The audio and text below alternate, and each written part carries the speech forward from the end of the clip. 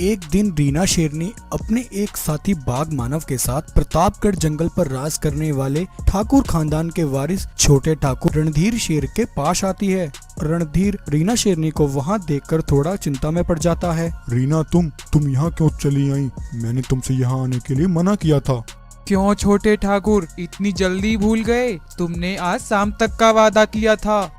देखो रीना, बात ऐसी है, पिताजी ने मुझे रुपए देने से मना कर दिया है। कोई बात नहीं, मैं फिर तुम्हारे पिताजी के पास जाकर उनसे ही पैसे मांगती हूँ।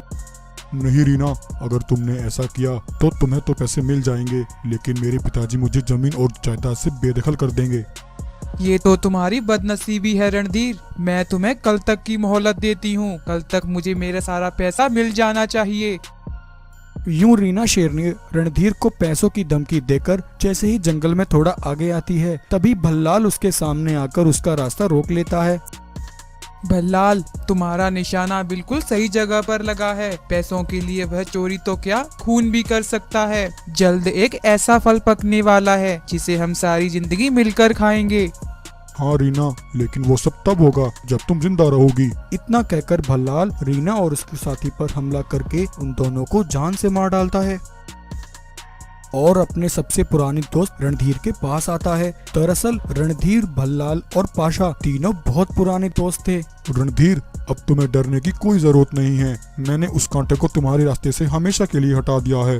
वो सब तो ठीक है भल्लाल, लेकिन अपने काले कारोबार से मैं सबका कर्जदार हो गया हूँ। मेरे दोस्त, तुम मेरी मदद करो, वरना मैं बर्बाद हो जाऊंगा। रणधीर मेरे दोस्त, तुम्हारे एक इशारे पर मैं अपनी जान तक दे सकता हूँ, लेकिन क्या करूँ, मैं भी राजा से रंग खो गया। मेरी तिजोरी भी खाली पड़ी है, जमीन और जायदाद सब गिरवी रखे हैं। जानता हूँ भल्लाल, लेकिन मुझे इस समय पैसों की सख्त जरूरत है। रणधीर, हर समस्या का कोई न कोई हल जरूर होता है। भल्लाल, तो फिर इस समस्या का जल्दी से कोई हल निकालो। हाँ मेरे दोस्त, मेरे पास तुम्हारी इस समस्या का एक हल है। और तुम्हारी ही नहीं, जिंदगी भर ऐश करने का इंतजाम है। क्या भल्लाल, ये तुम क्या कह रहे हो? जिंदगी भर का इंतजाम? आखिर ये सब कैसे होगा? रणधीर, याद करो, तुम्हारे जंगल की घाटी में एक सालों पुराना मंदिर है जिसमें एक मणि रखी है। अगर हम किसी तरह उस मणि को हासिल कर लें तो हम सारी जिंदगी ऐश करेंगे। लेकिन भल्लाल, वो तो हमारी खानदानी मणि है। उस मंदिर के बाहर तो सिपाही पहरे पर होते हैं। रणधीर, वो खानदानी मणि तुम्हारी ही दौलत है। आखिर वह कब काम आएगी? सोच लो रणधीर, भीख या ऐश, जिल्लत या इज्जत। और रणधीर, चोरी वो होती है जो पकड़ी जाए, तुम पर तो कोई शक भी नहीं कर सकता। उधर जंगल की घाटी में तूफानी रात में महावीर शेर अपनी गर्भवती पत्नी भानु और एक बाघ के बच्चे को लेकर चला जा रहा था। तभी अचानक से भानु को प्रसव पीड़ा शुरू हो जाती है। महावीर को अपने सामने एक मंदिर दिखाई देता है। वह अपनी पत्नी भानु को लेकर उस मंदिर की तरफ आता है। उस तूफानी रात में मंदिर की सुरक्षा में तैनात सारे सिपाही सोए हुए थे। भानु अपनी प्रसव पीड़ा से परेशान थी।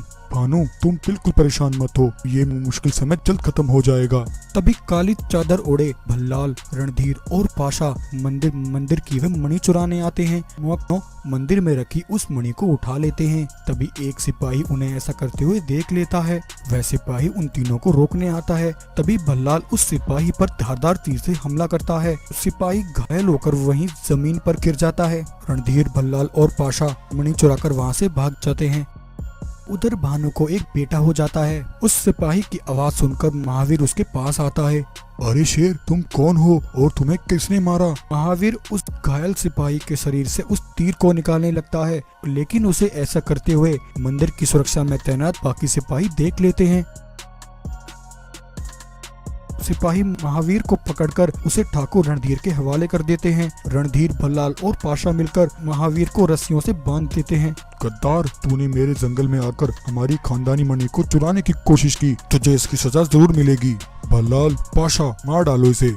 तब रणधीर, भल्लाल और पाशा मिलकर महावीर पर हमला करते हैं। वो तीनों मिलकर महावीर पर बहुत जुल्म करते हैं और महावीर को खून में नहला देते हैं। भानु उन तीनों के सामने अपने पति महावीर की जिंदगी की भीख मांगती है, लेकिन वो जालिम उसकी एक नहीं सुनते। रणधीर, भल्लाल और पाशा के जुल्मों को सहते हुए महावीर की वहीं मृत्यु हो जाती है।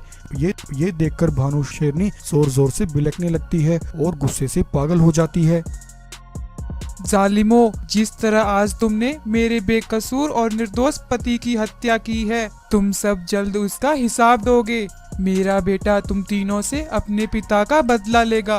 तुम तीनों जल्द मुझसे अपने प्राणों की भीख मांगोगे।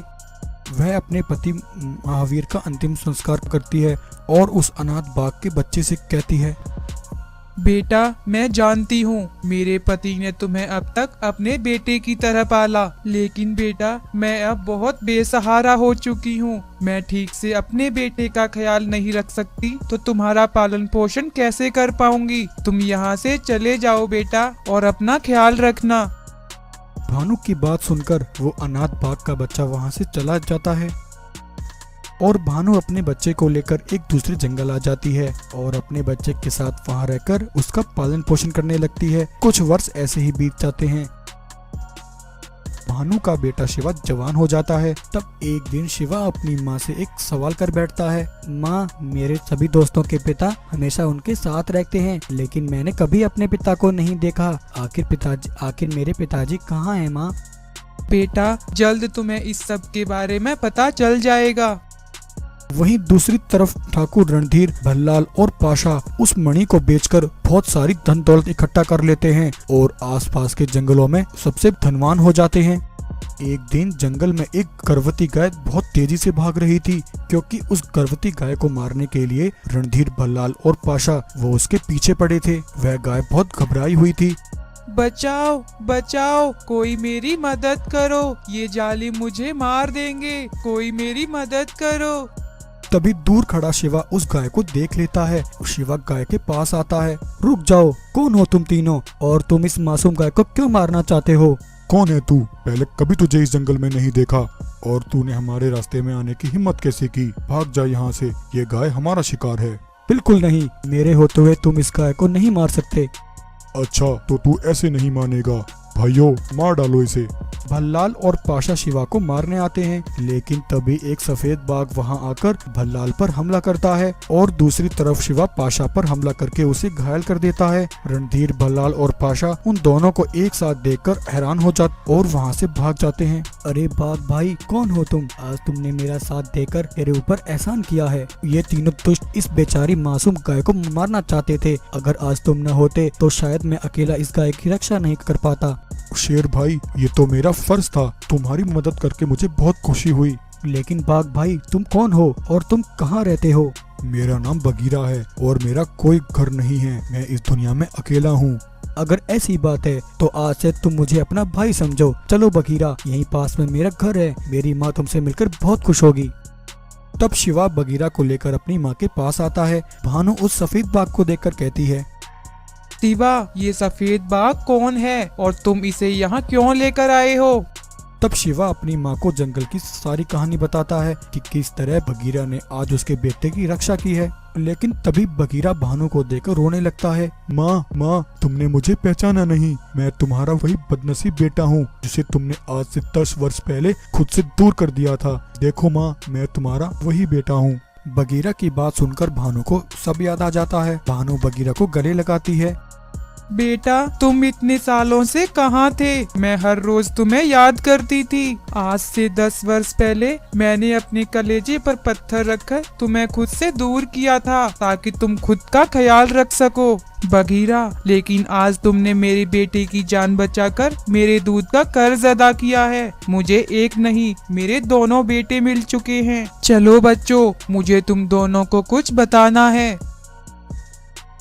अब भानु अपने दोनों बेटे बगीरा और शिवा को लेकर अपने जंगल आती है। भानु को जिंदा देखकर जंगल में हलचल मच जाती है। अरे ये तो भानु है। ये तो भाइयों, ये तो वही भानु है जिसके पति पर मणि चुराने को आरोप लगा था। वही है जिसके पति पर मणि चुराने को आरोप लगा था। हाँ, मैं वही बदनसीब भानु शेरनी हूँ जिसके निर्दोष पति को जालिमों ने अपने लालच का शिकार बनाया और मेरे बेकसूर पति को बेरहमी से मार डाला था। सालों पहले जिनके पिता पर गद्दारी का कलंक लगा था, आज मैं तुमको वो सच्चाई बताकर अपने पति पर लगा गद्दारी का कलंक मिटाऊंगी। उस दिन तुम सबको जो बताया गया और जो दिखाया गया वो सब सच नहीं था। उस रात घाटी के उस मंदिर से मणि चुराने वाला मेरा पति नहीं, बल्कि वो तीनों जालिम रणधीर, भल्लाल और पाशा थे। उस रात उन तीनों को एक सिपाही ने देख लिया था। वो सिपाही उस घटना का चश्मदीद गवाह था, इसलिए उन जालिमों ने उस सिपाही को मार डाला। जब महावीर ने उस घायल सिपाही के शरीर में से उस तीर को निकालने की कोशिश की, तब उसे सिपाहियों ने देख लिया था और उन सब ने यही मान लिया कि सिपाही की हत्या महावीर ने की है और उस मणि को भी महावीर ने चुराया था। मणि को चुराने वाले असली गद्दार शराफत का मुखौटा पहनकर बच गए और इल्जाम महावीर पर लगा दिया। उन जालिमों ने मुझसे मेरा सुहाग छीना और मेरे बच्चों से उनका पिता छीन लिया। जब तक मैं उन दरिंदों को खून में नहाते नहीं देख लेती, तब तक मेरे कलेजों को ठंडक नहीं मिलेगी। मेरे बेटो, जाओ और उन जालिमों का अंत कर दो और उनसे अपने पिता का बदला लो। अपनी माँ की सारी कहानी सुनकर शिवा और बगीरा गुस्से से भर जाते हैं। वो दोनों फौरन रणधीर, भल्लाल और पाशा के ठिकाने पर पहुंचते हैं और वहां जाकर उन पर हमलावर हो जाते हैं। बगीरा और शिवा दोनों भाई मिलकर उन तीनों को खून में नहला देते हैं और उन्हें जान से मार डालते हैं। बगीरा और शिवा आज उन तीनों को खत्म करके अपने पिता का बदला पूरा करते हैं और फिर अपनी माँ भानु के साथ फिर से अपने जंगल में हंसी खुशी रहने लगते हैं।